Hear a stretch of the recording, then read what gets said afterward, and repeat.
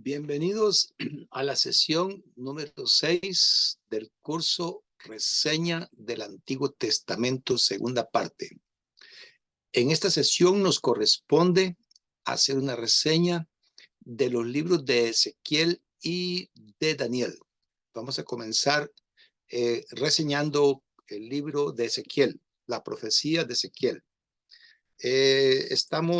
Recordemos que estamos siguiendo el material de Rubel Shelley en su libro, estudio libro por libro del Antiguo Testamento, y nuestro autor nos presenta aquí alguna información que tiene que ver con la introducción.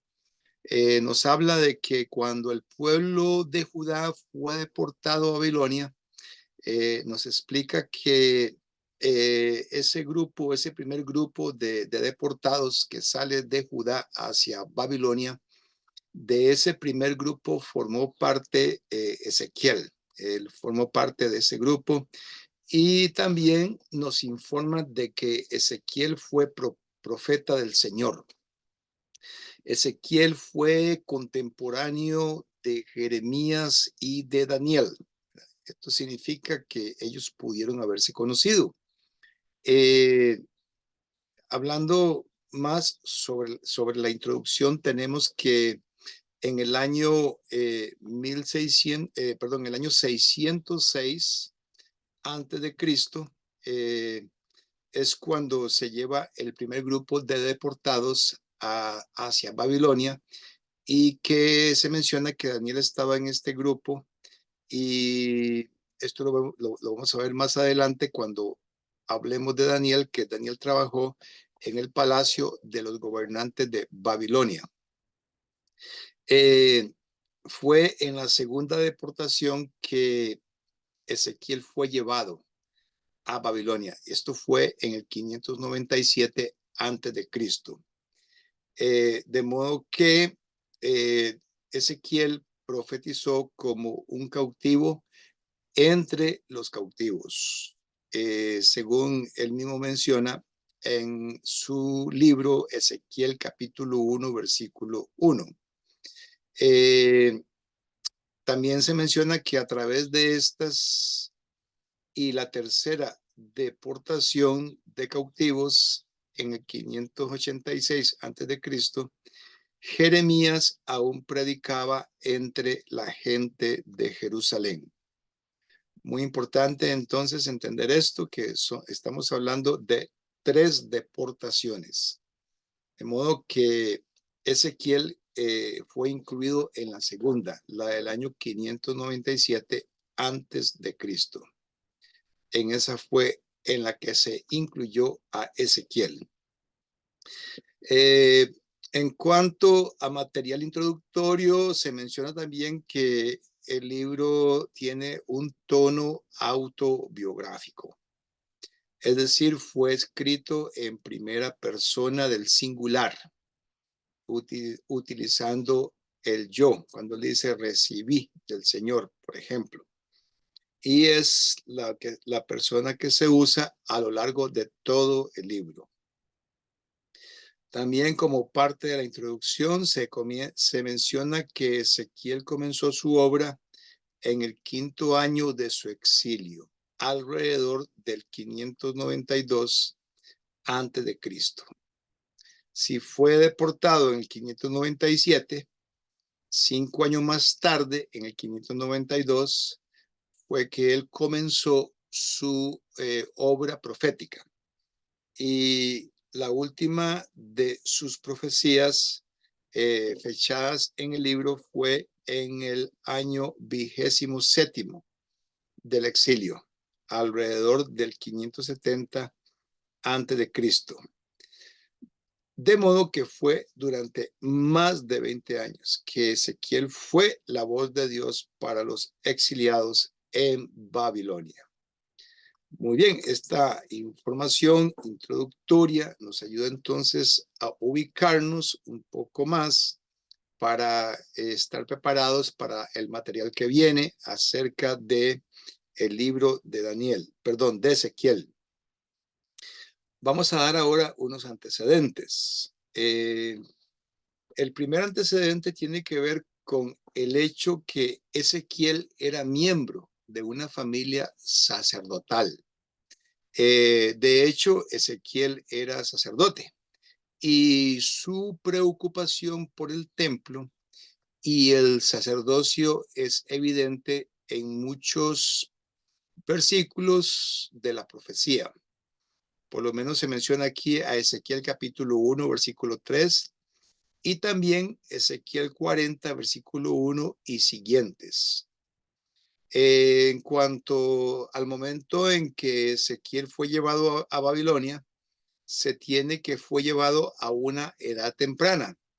Eh, Algunos autores entienden que en Ezequiel 1.1 de lo que está hablando Ezequiel es de la edad que él tenía, cuando dice en el año 30.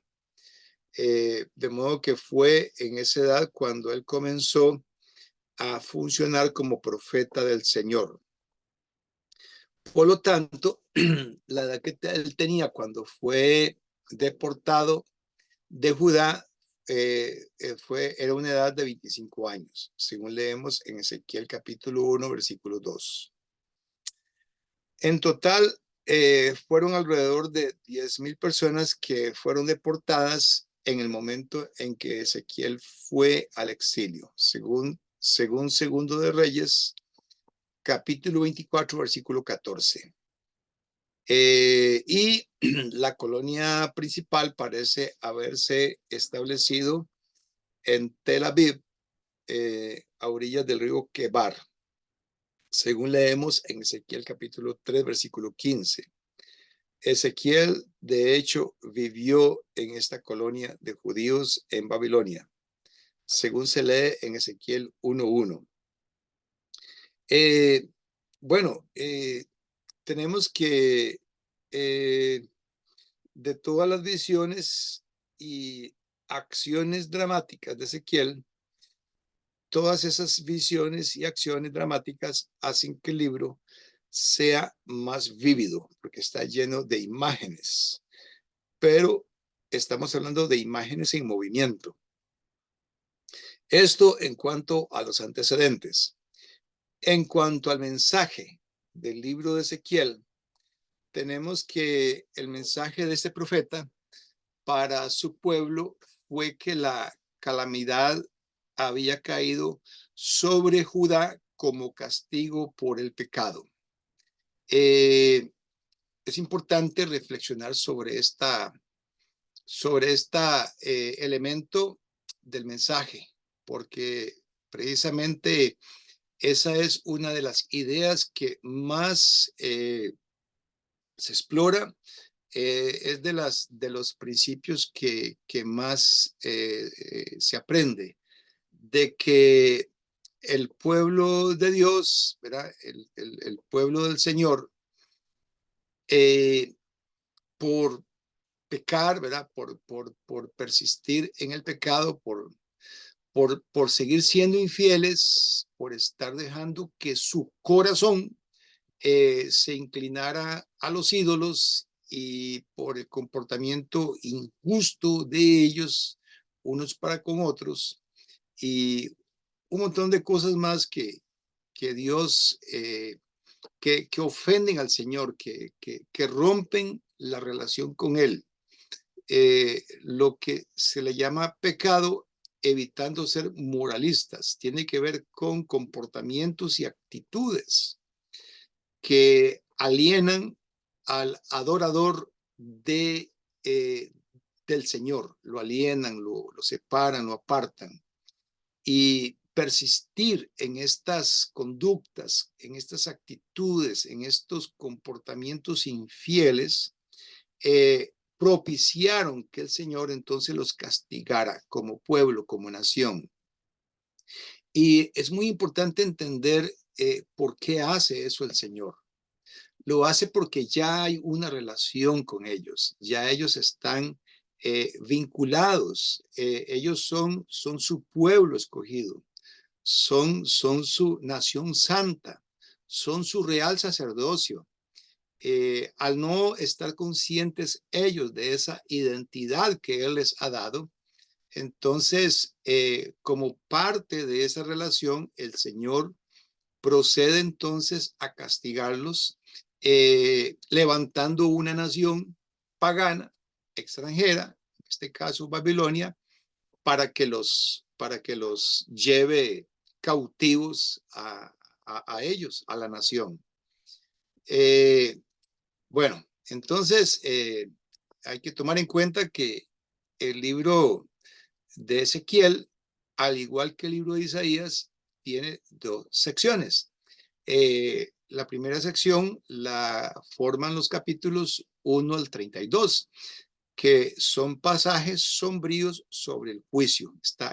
Toda esta primera sección de Ezequiel está llena de expresiones de juicio. Y luego la segunda sección, los capítulos 33 al 48, son promesas de gloria futura. Sigamos hablando de el mensaje del libro. En el momento en que Ezequiel comenzó su obra profética, Jerusalén aún estaba en pie y los falsos profetas decían que el cautiverio sería breve. Sigamos leyendo. Por lo tanto, sus predicciones iniciales sobre Jerusalén seguramente fueron ridiculizadas. Y cuando llegaron noticias del asedio y destrucción de la ciudad santa en el 586 a.C., el profeta de la perdición, que es Ezequiel, tuvo que convertirse en un consolador de su pueblo desanimado. Entonces tenemos aquí una explicación bastante interesante, ¿verdad? Porque estamos hablando de que Ezequiel se encuentra en cautiverio. Él está cautivo. Él no puede salir de Babilonia, pero hay mensajeros y sus profecías en las cuales él predice, él anuncia que Jerusalén va a ser asediada y destruida. Eh, eh, Él anuncia que viene un cautiverio y todo esto que él anuncia, todo este castigo que él anuncia, que ya se había comenzado a llevar a cabo una parte, estos anuncios son llevados por mensajeros de Babilonia a Judá, a Jerusalén. Y entonces ahí son objeto de ridículo, porque ellos, los falsos profetas, al recibir las profecías de Ezequiel, el verdadero profeta, se burlaban diciendo que Ezequiel estaba siendo muy dramático, que Ezequiel estaba exagerando, que ese cautiverio que ya había iniciado iba a ser breve, que iba a ser unos poquitos años. Pero Ezequiel insistió hasta que por fin ocurrió lo inconcebible para los falsos profetas, que ya Ezequiel sabía que iba a ocurrir, que era el asedio y la destrucción de Jerusalén en el año 586 antes de Cristo. Cuando eso ocurre, entonces allí es cuando Ezequiel tiene que convertirse en otra clase de profeta. En lugar de ser un profeta que anuncia destrucción, ahora es un profeta que anuncia consolación para un pueblo desanimado.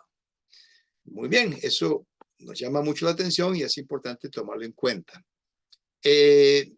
Y otro elemento importante en cuanto al mensaje del libro es que en Ezequiel aparece 49 veces la expresión vino a mí la palabra de Jehová o expresiones parecidas. 49 veces aparece en el libro de Ezequiel esa expresión.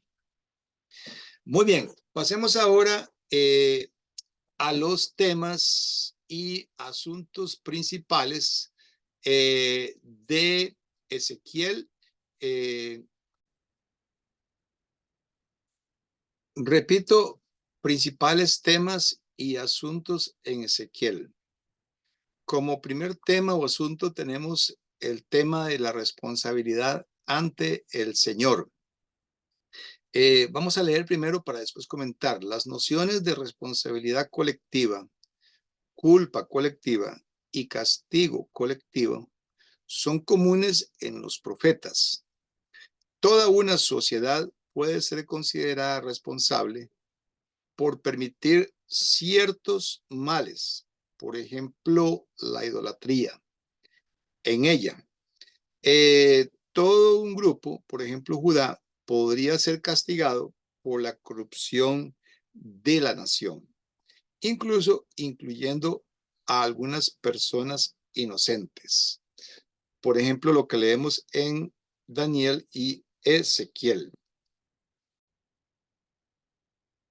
Tenemos pues dos conceptos, el concepto de responsabilidad y el concepto de castigo.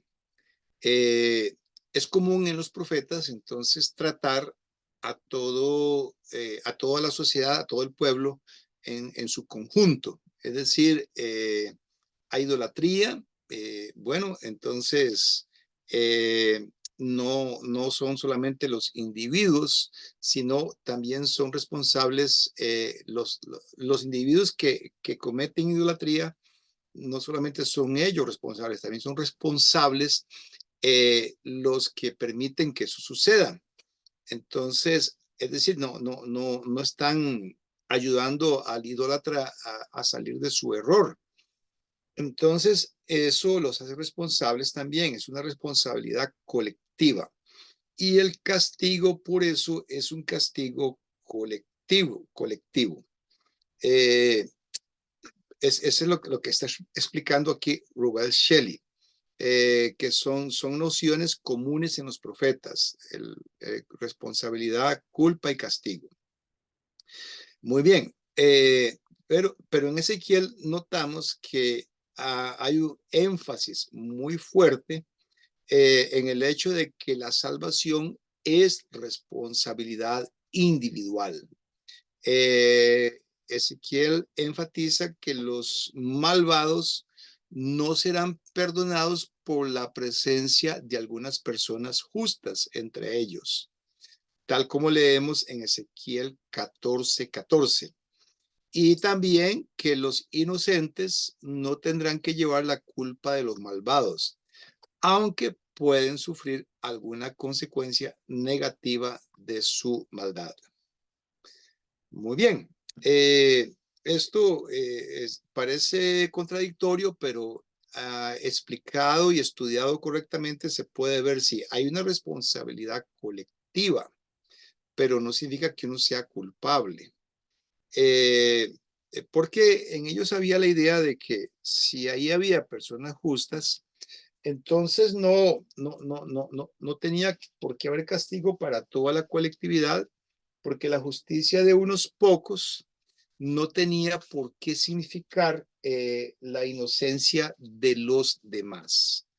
Entonces, vamos a leer Ezequiel 14:14 para entender un poquito lo que está explicando aquí Rubel Shelley. Ezequiel 14:14 dice, si estuviesen en medio de ella estos tres varones, Noé, Daniel y Job, ellos por su justicia librarían únicamente sus propias vidas, dice Jehová el Señor.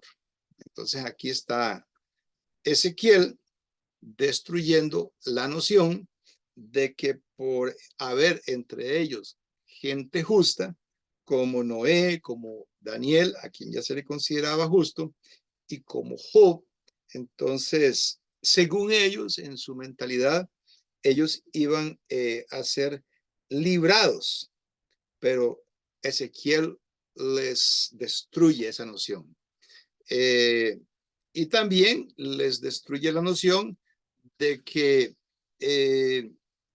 digamos que la culpa de lo malvado, ¿verdad?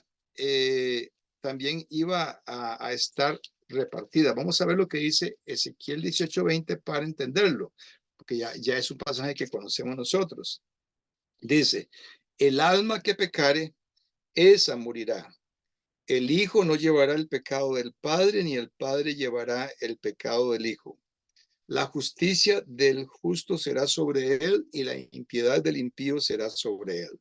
Si con estas palabras, entonces, está destruyendo la idea de que los hijos eran responsables del pecado de los padres o que los padres eran responsables del pecado de los hijos. Entonces, no hay herencia de culpa, es lo que está diciendo. Muy bien. Bueno, y tampoco hay herencia de justicia. No se hereda la justicia. Porque mi papá fue justo, eso no me hace justo a mí. Porque yo sea justo, eso no hace justo a mi hijo, es lo que está diciendo. Muy bien, entonces todas esas nociones las va destruyendo porque Ezequiel le interesa que se entienda que la salvación es responsabilidad individual, ¿verdad? Y anteriormente siempre existe responsabilidad colectiva, culpa colectiva y castigo colectivo, que es lo que enfatizan los profetas. Muy bien, sigamos leyendo ahora en Ezequiel 18. Tenemos que es un capítulo importante del Antiguo Testamento. Ahí leemos más sobre este tema del individualismo, ¿verdad? Porque aquí lo que preocupa es el determinismo o el fatalismo, que es una filosofía, una idea de que para Dios, o bueno, para las personas, perdón, hay una fuerza impersonal que determina, o sea, que el pecador no tiene elección. Entonces hay ese determinismo de que no tiene elección y por ser pecador va a pecar, ¿verdad? Que no es responsable porque está en un ambiente que lo obliga a pecar, o que ya está determinado, ¿verdad? Que él va a morir por eso. Y entonces eso se llama fatalismo. Bueno, esa es la noción que destruye Ezequiel en el capítulo 18, principalmente.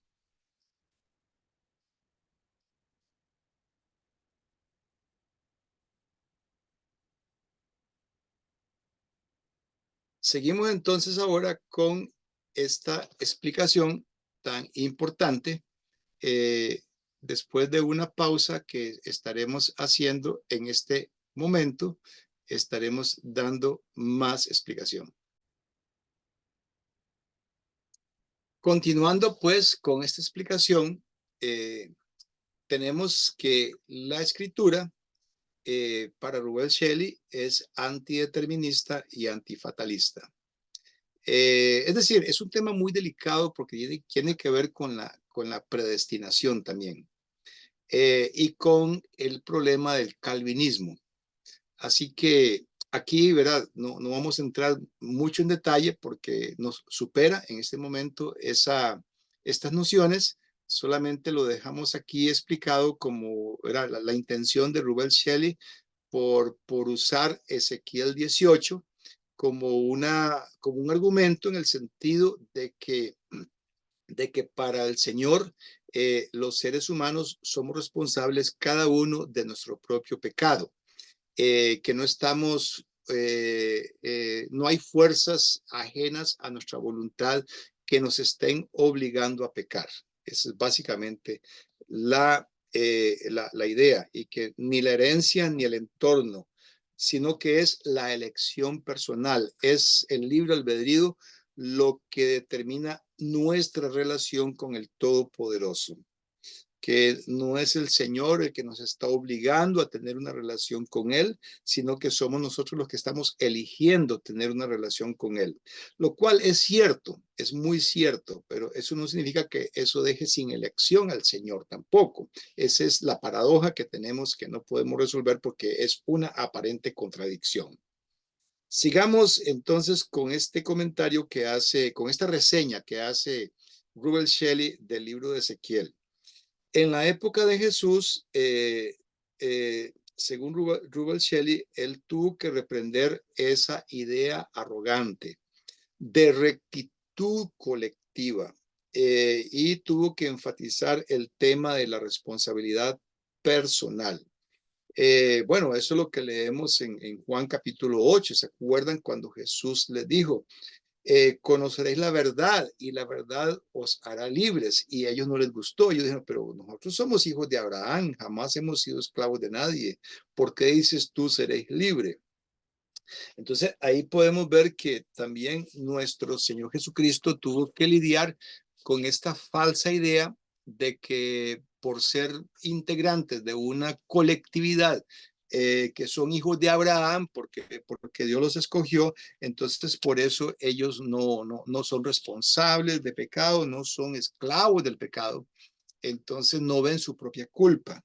Y también tenemos en Mateo capítulo 3, versículos 7 al 10, que dice que muchos de los fariseos venían a ser bautizados por Juan el Bautista, y entonces él les dijo, cuando los veía venir, generación de víboras, ¿quién les enseñó a huir de la ira venidera? Les dice, haced frutos dignos de arrepentimiento, no penséis decir dentro de vosotros mismos, a Abraham tenemos por padre, porque yo os digo que Dios puede levantar hijos a Abraham aún de estas piedras. Sí, con estas palabras les está destruyendo la idea de que por ser hijos de Abraham, ellos no tenían nada de qué arrepentirse. Muy bien, entonces esto es lo mismo con lo cual está lidiando Ezequiel en el capítulo 18.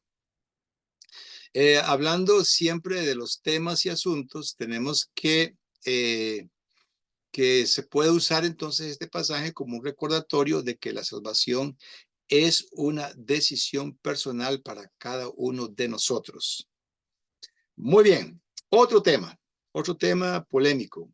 Este es un tema polémico también que hay que tratarlo con cuidado, hay que estudiarlo mucho para entenderlo, pero aquí lo que vamos a dar es una simple pincelada, y es el tema de Gog y Magog y el nuevo templo, para que este tema se trata desde Ezequiel 38, capítulo 38, hasta el fin del libro, que es el capítulo 48. Estamos hablando de los últimos 11 capítulos de Ezequiel que son frecuentemente objeto de interpretaciones entre los dispensacionalistas. Y una versión de la Biblia, una Biblia dispensacionalista es la Biblia de referencia de Scofield. Ahí podemos encontrar esa interpretación llamada dispensacionalista, para quienes los capítulos 38 y 39 que hablan de Gog y Magog, esos capítulos tienen que ver con Ezequiel anunciando que en el futuro, que es hoy, iba a llegar a existir una nación llamada Rusia, con la cual, ¿verdad?, iba a haber una gran guerra al final de los tiempos. Bueno, obvio que eso es antojadizo, ¿verdad? Ellos interpretan también los capítulos 40 al 48 como la descripción de un templo reconstruido con sacrificios de sangre, sacerdocio y festivales del Antiguo Testamento. Es decir, los dispensacionalistas creen que antes de la gran tribulación va a haber un rapto. Entonces, ellos ven que en Ezequiel, capítulos 38 al 48, ven que eso es lo que, ¿verdad?, que eso es lo que va a ocurrir en algún momento, y de lo cual ya están viendo señales. Como por ejemplo el hecho de que Israel se instaló eh, en, en, en Palestina, ¿verdad?, en el año 1948. Eso los emocionó mucho, eso reforzó mucho la idea. Entonces, este dispensacionalismo, obvio que tiene serios errores porque no calza con lo que era con la idea de que Ezequiel estaba hablando acerca de su propio tiempo. Y sí, hay una parte que tiene que ver con la venida de Cristo, pero en modo alguno está detallando eventos que iban a ocurrir en el siglo XX o en el siglo XXI, el cual nos encontramos, o que todavía son futuros.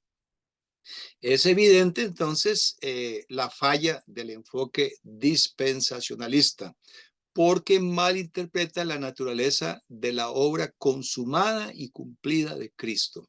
Es decir, los dispensacionalistas cometen el error de creer que Cristo no consumó su obra salvadora, no la cumplió, o sea, que le faltó, que es como un plan B, porque el plan A falló, ¿verdad? Y eso es contrario a la naturaleza divina.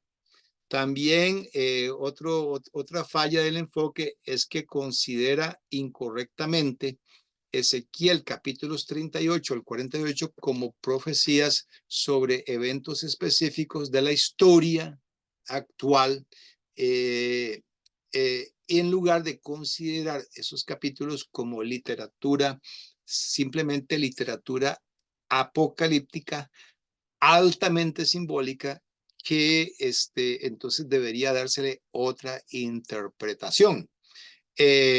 Una interpretación alternativa es que estos capítulos aluden a la era cristiana, haciendo un uso de un denso simbolismo, un simbolismo muy, ¿verdad?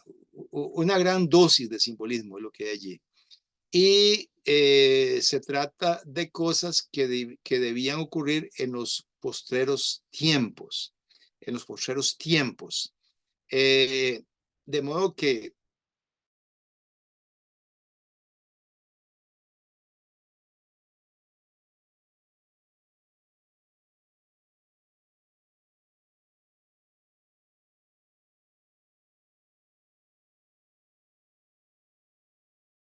hermenéutica para esos capítulos, que en esos capítulos utilizan los nombres de enemigos contemporáneos de los judíos, es decir, del tiempo de ellos, como símbolos de los numerosos y poderosos enemigos que la iglesia iba a tener durante su existencia. Y que los capítulos 40 y 48 que describen el templo reconstruido, ese templo ideal del cual habla Ezequiel en esos capítulos, ahí lo que se está haciendo es describiendo la perfección de la adoración en la iglesia y enfatiza la presencia de Dios entre su pueblo y las bendiciones del acompañamiento de Dios en medio de su pueblo. De modo que esta parte de Ezequiel no debe verse en ella como que está avalando, ¿verdad?, eventos históricos particulares. Y tampoco es un plan detallado para los asuntos internacionales en los años venideros. Es simplemente profecía que enseña que los enemigos de Dios son formidables, pero que no van a derrocar su reino. Muy bien, es lo que leemos en Mateo 16, 18, que las puertas del Hades no prevalecerán contra el avance de su reino, de la iglesia. Tenemos ahora profecías contra otras naciones.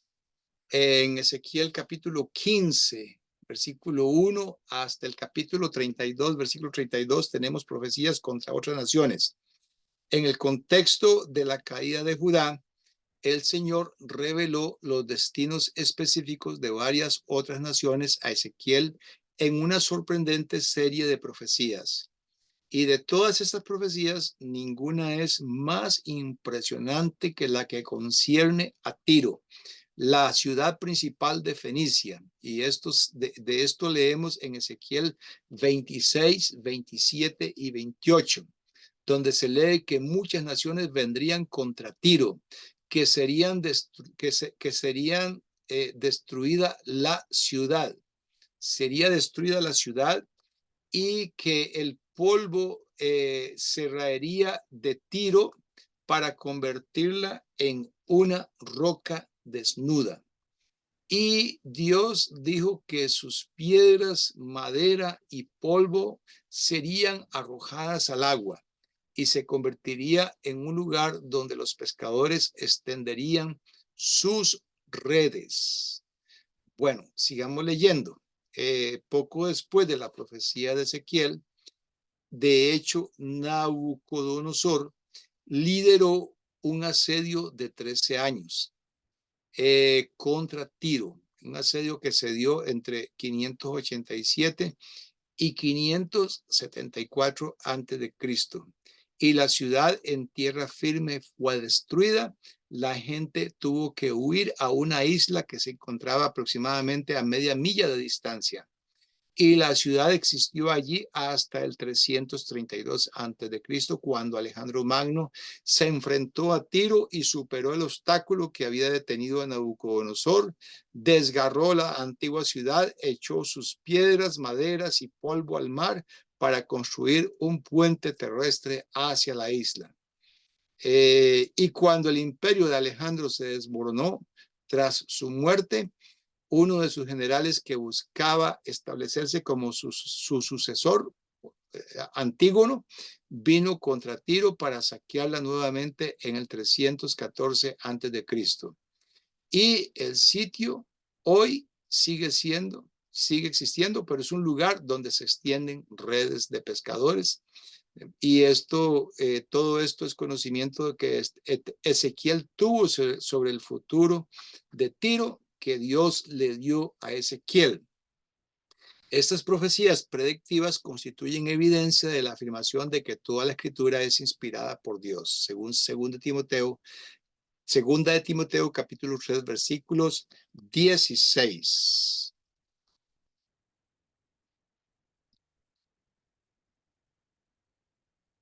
Muy bien, ahora vamos a tener una pequeña pausa. Entramos ahora a la guía para el lector del libro de Ezequiel. Tenemos aquí entonces que esta guía de lector se compone de 3 partes.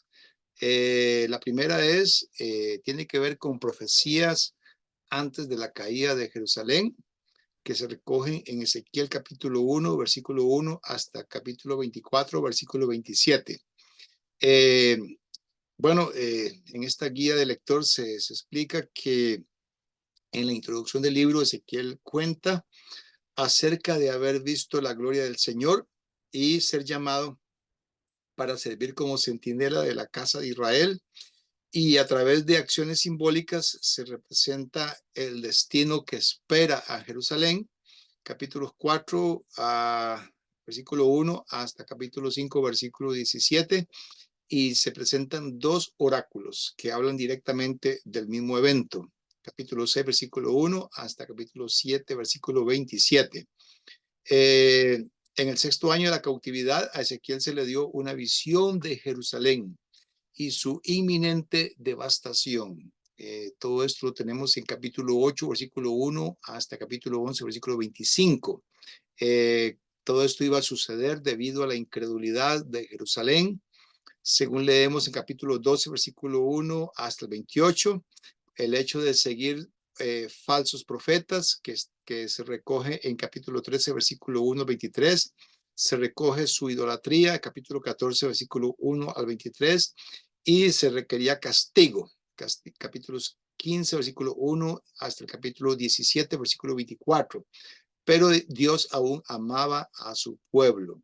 Ezequiel elevó una lamentación por los príncipes de Israel, capítulo 19, versículos 1 al 14, y pronunció sus últimas advertencias de la ira divina antes de la destrucción en capítulo 20, versículos 1 al 24. O sea, habría que leer personalmente para confirmar que todos estos contenidos para guiar al lector se encuentran en efecto, se encuentran en Ezequiel, pero es muy útil poder ver este resumen que nos está dando Rubel Shelley.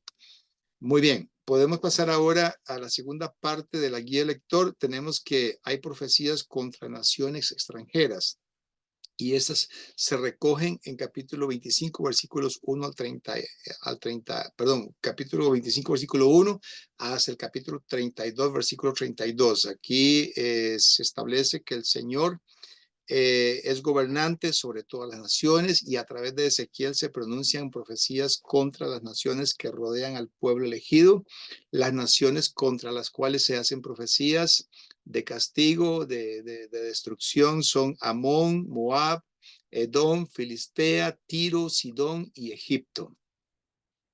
Y luego la tercera parte en esta guía de lectura la constituyen las profecías sobre un futuro glorioso, que estas profecías se recogen en el capítulo 33 hasta el capítulo 48. Después de la anunciada caída de Jerusalén, a Ezequiel se le dio un mensaje de esperanza para el futuro, después de una serie de oráculos sobre la destrucción de la ciudad santa. Ahora se mira hacia adelante a la era del Mesías y de la iglesia. La iglesia tendría enemigos fuertes, pero la nueva Israel, que es la iglesia, existirá en esplendor divino bajo la protección del cielo. Concluyendo, el nombre Ezequiel significa Dios es fuerte, y fue en la naturaleza divina que este profeta encontró el poder para desempeñar su papel como centinela de Dios para Israel. Y de maneras ajenas a nuestras técnicas literarias, Ezequiel utilizó símbolos, parábolas y expresiones oscuras para hablar de Cristo y la iglesia, según esta hermenéutica, según esta interpretación. Muy bien, tomaremos ahora un pequeño receso.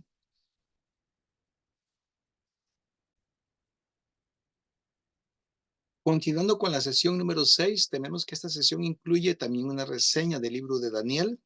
En cuanto a la introducción a este libro, tenemos que el libro de Daniel está escrito en 2 idiomas. Aquí están mencionados los pasajes bíblicos en los cuales se escribió en arameo, que son desde el capítulo 2, versículo 4, a la segunda mitad del versículo 4, hasta el capítulo 7, versículo 28. Repito, esta fue la parte que se escribió en arameo. Y luego el resto del libro está escrito en hebreo. Bueno, estos 2 idiomas, el hecho de que el libro esté escrito una parte en un idioma y otra parte en otro idioma, esto refleja la historia personal de Daniel, que Daniel era un judío del reino del sur. Sin embargo, fue llevado a Babilonia en el año 606 a.C. Y ahí fue donde vivió el resto de su vida, en Babilonia.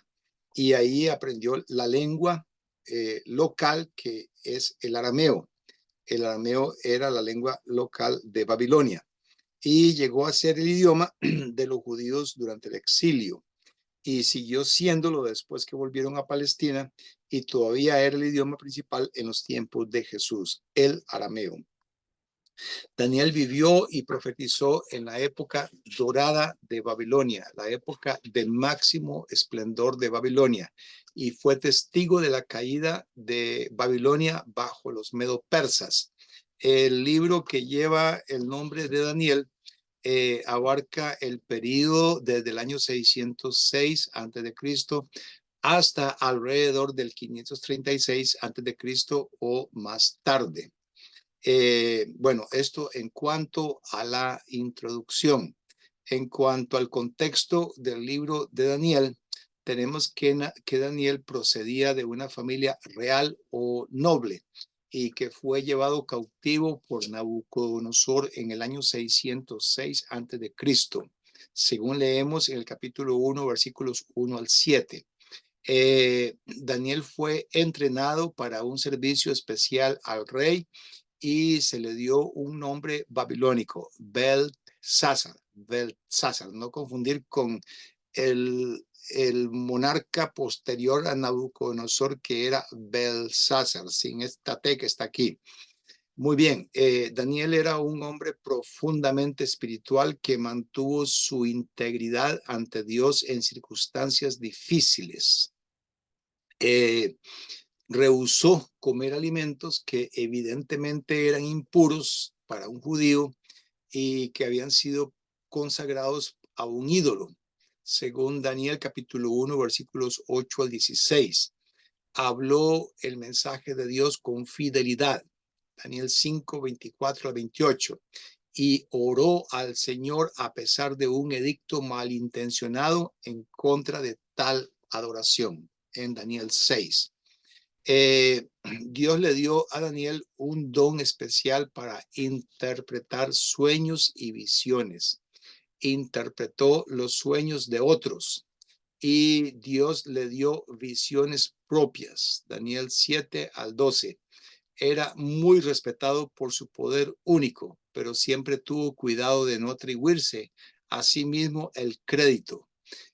Ocupó altos cargos gubernamentales durante 70 años bajo 3 reyes, que son Nabucodonosor, Belsásar y Darío, y en 2 imperios diferentes, Babilonia y Medo-Persia. En cuanto al mensaje de Daniel, tenemos que se enseñan varias verdades importantes en este libro. La primera de ellas es que el exilio es algo temporal, que Babilonia será derrocada y que el Señor espera que su pueblo sea fiel a él en circunstancias difíciles. También se espera que el Señor triunfe sobre los ídolos vanos de los paganos. No es que se espera, es que eso es lo que va a ocurrir. Y que las personas impías que lo sirven también sobre ellas va a triunfar. Y que el Mesías y su reino eterno vendrán en los últimos días. Todo esto se puede resumir brevemente diciendo que el tema de este libro es la soberanía del Dios de Israel, que las naciones están bajo su poder y que los destinos de los individuos están bajo su control. Muy bien, este es el resumen del mensaje del libro. El mensaje sirvió para consolar a los exiliados y animarlos a mirar más allá de esa hora oscura presente con una fe llena de confianza. Muy bien, entonces podemos pasar ahora a los temas principales del libro o temas o asuntos principales del libro de Daniel. Muy bien, entonces vamos a leer aquí acerca de esos temas. El primero de ellos es el tema de la fidelidad en circunstancias difíciles.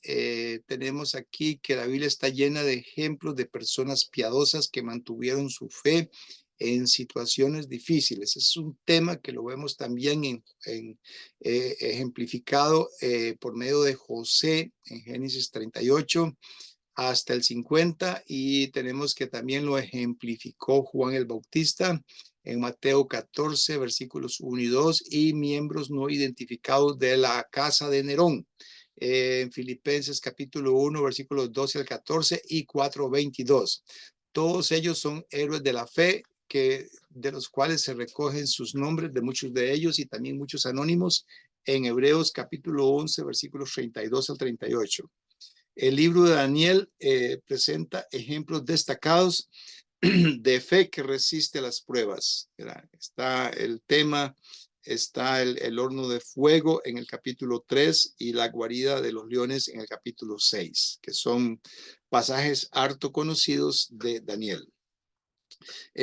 Aunque tendemos a seguir a la multitud y tomar el camino de menor resistencias, estas personas demuestran que las condiciones, las circunstancias no tienen que ser ideales para servir a Dios. A Dios se le sirve aun cuando las circunstancias son contrarias.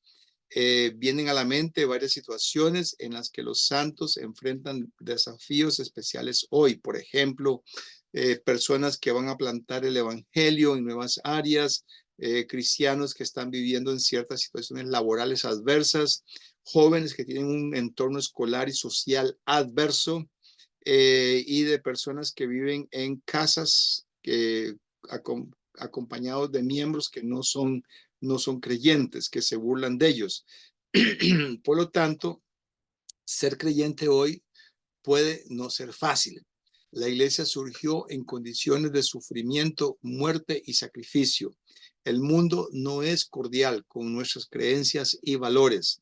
Estas son realidades que necesitamos entender y vivir en medio de ella, aunque las condiciones sean adversas, circunstancias adversas. Daniel nos reta a servir a Dios con la misma devoción y sinceridad de corazón que él mostró. Tenemos 4 reinos terrenales y el reino eterno del cielo. Ese sería otro de los temas principales. 4 reinos terrenales y el reino eterno del cielo. En Daniel capítulo 2, versículos 36 al 45 se recoge el sueño que tuvo Nabucodonosor de una imagen compuesta por cuatro diferentes materiales y la interpretación que Daniel da sobre su significado. Las cuatro partes representaban cuatro imperios. La parte de oro representaba a Babilonia, y la parte de plata representaba a los medo-persas, y luego el bronce representaba a Grecia y el hierro a Roma.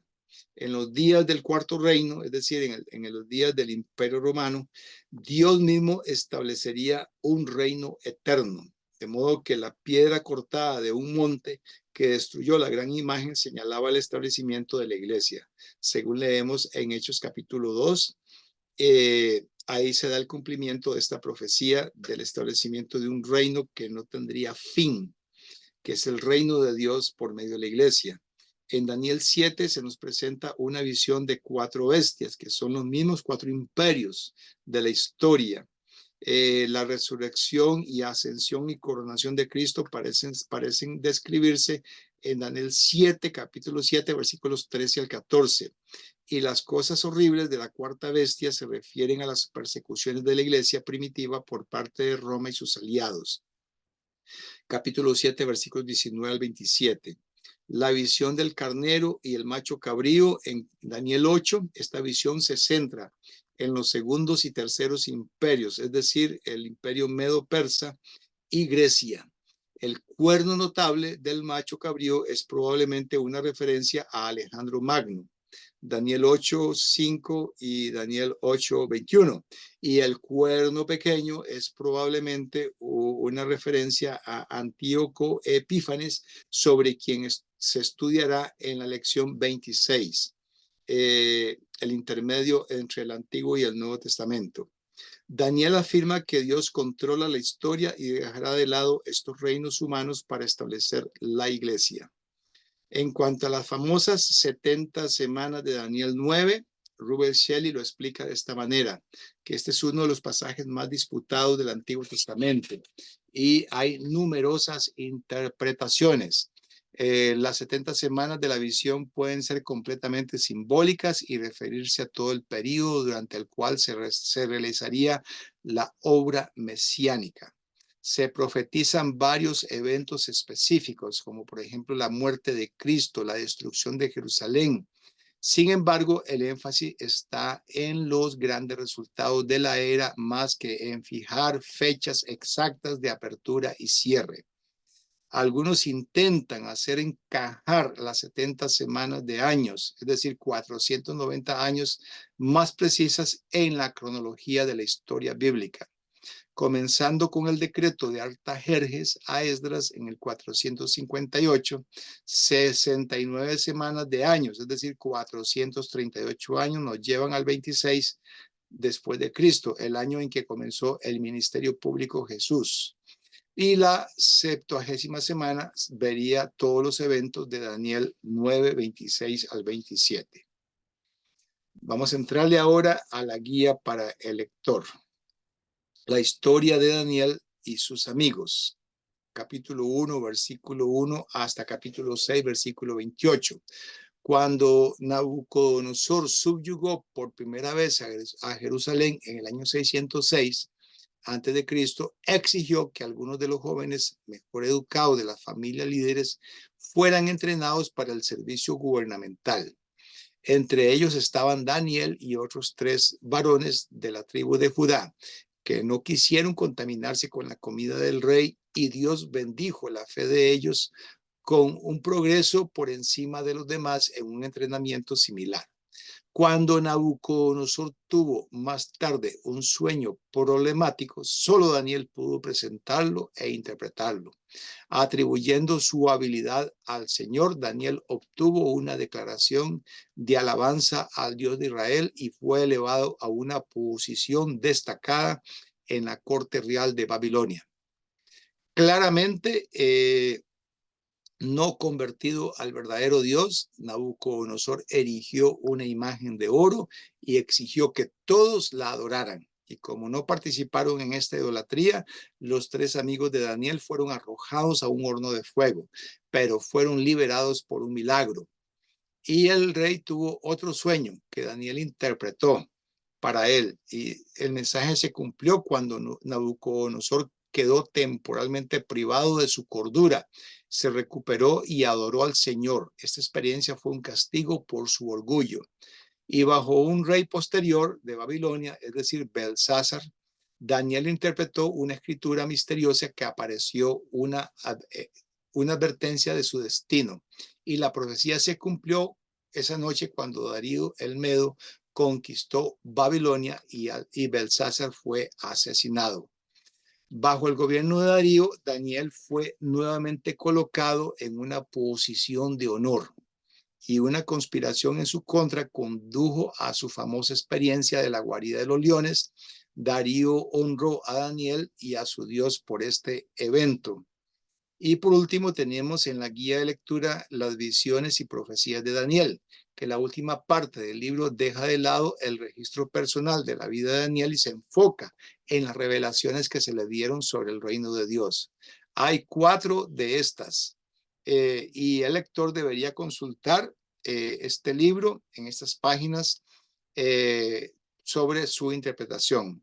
Son las siguientes: la visión de las 4 grandes bestias, la visión del carnero y el macho cabrío, la visión de las 70 semanas y la visión de ciertos eventos de la era de los macabeos.